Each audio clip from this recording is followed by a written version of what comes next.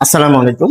ব্যঞ্জন সন্ধি পর্ব 12 তে সবাইকে স্বাগত জানাচ্ছি। আজকে আমরা যে নিয়মটি দেখব সেটি এরকম: ম এর পরে অন্তস্থ ধ্বনি জ, র, ল, ব, এই চারটি ধ্বনি, কিংবা তালব্য শ, দন্ত স, মূর্ধন্য ষ, হ, এই যে ধ্বনিগুলো আছে সেগুলো থাকলে ম স্থানে প্রায় উনা হয়ে অনুসার হয়। এখানে আমরা দিয়েছি যে লাল বক্স দিয়েছি চারটি, এখানে জ, র, ল, ব, তালব্য শ, দন্ত স, হ, মূর্ধন্য ষ, হ, এই চারটি মোট আটটি বর্ণ আমরা এখানে দিয়েছি। যে এই আটটি বর্ণ বলছে যে ম এর পরে এই যে আটটি বর্ণ দিয়ে যদি কোনো শব্দ গঠিত হয় তাহলে ম এর জায়গায় কি বসবে? অনুস্বার বসবে। আবার আমরা কিভাবে পড়বো?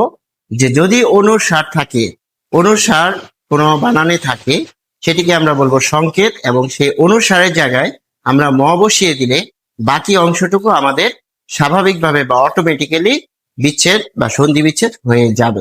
ফলে আমাদের কিন্তু খুব সহজ এই নিয়মটি বোঝার ক্ষেত্রে।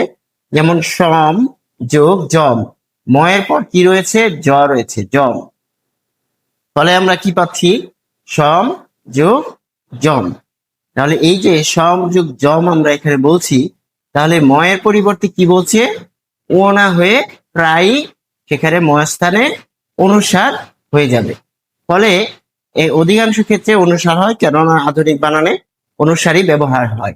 ফলে আমরা দেখতে পাচ্ছি এখানে জ রয়েছে, তারপরে রয়েছে ময়ের পরে রয়েছে, ফলে ময়ের জায়গায় অনুসার হয়েছে, সংযোগ।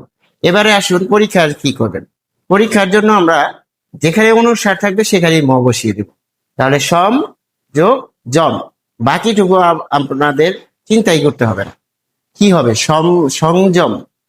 তাহলে সম যোগ জম, অনুসার আছে, অনুসারের পরিবর্তে ম বসালে বাকিটুক জম বানান কিন্তু এখানে আছে, অর্থাৎ পরের অংশটুকু কি হবে বানানে, সেটা কিন্তু এখানে কিন্তু বানানের মধ্যেই রয়েছে। বিচ্ছেদ যখন আমরা করব, সন্ধি বিচ্ছেদ, তখন প্রথম অংশে ম আসবে, পরের অংশে কি আসবে? এটা বানানের মধ্যেই আছে, সংযম। সম সংরক্ষণ, তাহলে অনুসারের পরিবর্তে আমরা বসাবো ম, কারণ এখানে বলে দিচ্ছে ম এর পরে অন্তস্থ ধ্বনি জ, র, ল, ব। এই যে জ দিয়ে একটা বলেছি, একটা এখন র দিয়ে, রক্ষণ বানান র দিয়ে। ফলে বলছে ম স্থানে অনুসার হবে, ম স্থানে অনুসার হবে। এখন আমরা কি করব পরীক্ষার জন্য? পরীক্ষার জন্য অনুসার থাকলে আমরা ম এনে এনে এনে ফেলবো। ফলে কি হবে? যে সম যোগ রক্ষণ, বাকি অংশটুকু সন্ধি বিচ্ছেদ করলে দ্বিতীয় অংশটুকু কি হবে? এটি বানানের মধ্যে আছে, এই যে রক্ষণ। ফলে আমরা পাচ্ছি সমযোগ রক্ষণ, সংরক্ষণ। সমযোগ লাভ, সংলাপ, এখানে আমরা কি পাচ্ছি? ল দিয়ে কিন্তু একটা শব্দ পাচ্ছি, লাভ, ল দিয়ে।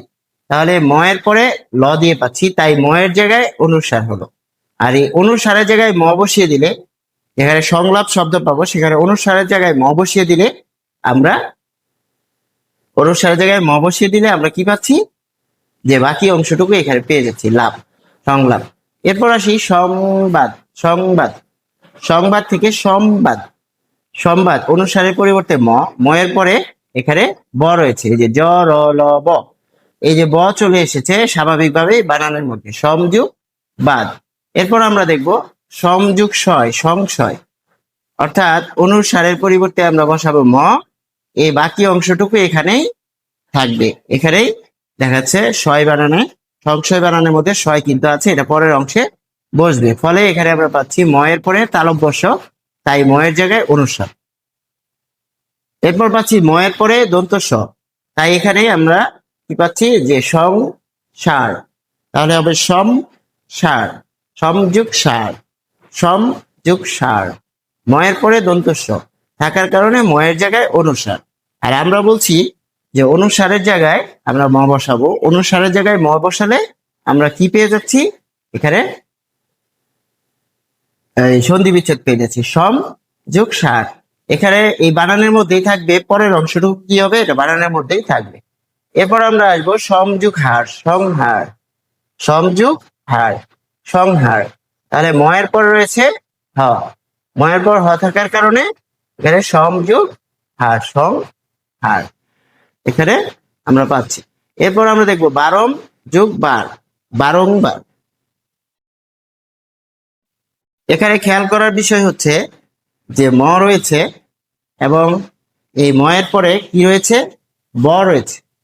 তাহলে ময়ের পর ব থাকার কারণে ম এর জায়গায় কি আসবে, ম এর জায়গায় আসবে এখানে ব, ময়ের জায়গায় আসবে অনুসার, এবং ময়ের জায়গায় যে অনুসার আসবে, এই অনুসার আসার কারণে শব্দটি নতুন করে কি হয়ে গেল, যে বারংবার। যেহেতু বারংবার শব্দটি গঠিত হয়ে গেল, সেখানে সংকেত হিসেবে কাজ করবে অনুসার, এবং এই যে অনুসার এখানে সংকেত হিসেবে কাজ করবে, ফলে এই জায়গাতে কিন্তু আমরা ভেঙে ফেলবো। যখন সন্ধি বিচ্ছেদ করবো সেখানে ম এনে ফেলবো, ম এনে ফেললে কিন্তু আমরা খুব সহজেই সন্ধি বিচ্ছেদ পেয়ে যাব। তাহলে দেখতে পাচ্ছি ম এর পর ব থাকার কারণে অনুসার হচ্ছে, এখানে দেখা যাচ্ছে ব চলে এসেছে। তারপর কিংবা, কিম যোগ বা, কিংবা শব্দটিতে অনুসার রয়েছে, অনুসারের পরিবর্তে ম রয়েছে, তাই এখানে আমরা অনুসারের পরিবর্তে ম আনলে বাকি অংশটুকু পেয়ে যাব বা, এটি আমাদের এই সূত্রকে সমর্থন করছে। এরপর আমরা আসবো সম্বরণ, সম যোগ বরণ। এখানে আরেকটি শব্দ আসবে বরণ দিয়ে, সেটি শুরুতে ব রয়েছে, ফলে এটিও কিন্তু ময়ের পরে বরণ এই সূত্রকে সমর্থন করছে বলে এখানে অনুসার হচ্ছে কার পরিবর্তে, ময়ের পরিবর্তে। তাহলে এই অনুসারের পরিবর্তে আমরা ম বসিয়ে দিলে সন্ধি বিচ্ছেদ পেয়ে যাব, সম যোগ বরণ।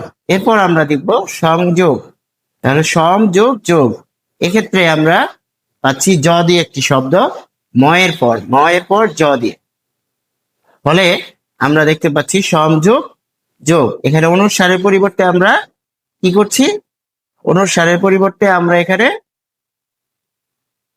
ম এনে ফেলবো, ম এনে ফেললে আমরা এখানে কি পাচ্ছি, সংযোগ, যোজন দিলে সংযোজন।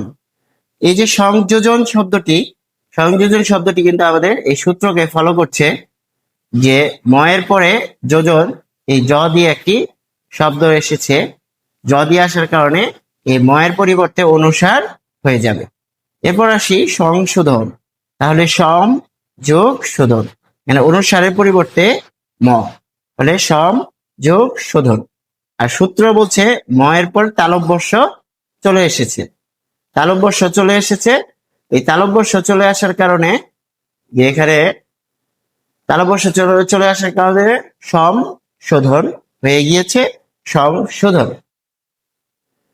এরপর আমরা পাচ্ছি যে সর্বম সহা, এটি পরীক্ষায় অনেক ক্ষেত্রে আসে, যে সর্বম সহা, সর্ব কেন আসলো, এখানে অনুসার রয়েছে, অনুসারের পরিবর্তে ম এনে ফেললাম, আর বাকি অংশটুকু কিন্তু এখানেই রয়েছে, ফলে আমাদের এই সূত্রকে সমর্থন করছে, সর্বম যোগ সহা, সর্বম সহা। তারপর আসি স্বয়ম্বরা, স্বয়ম্বরা শব্দটি বিশ্লেষণ করলে আমরা পাচ্ছি ম যোগ ব, এখানে দেখতে পাচ্ছি যে ব এখানে সমর্থন করছে, ময়ের পরে ব ধ্বনি থাকার কারণে ময়ের জায়গায় অনুসার হয়ে যাবে, আর অনুসারের জায়গায় ম বসালে আমরা সন্ধি বিচ্ছেদ পেয়ে যাব স্বয়ং যোগ বরা।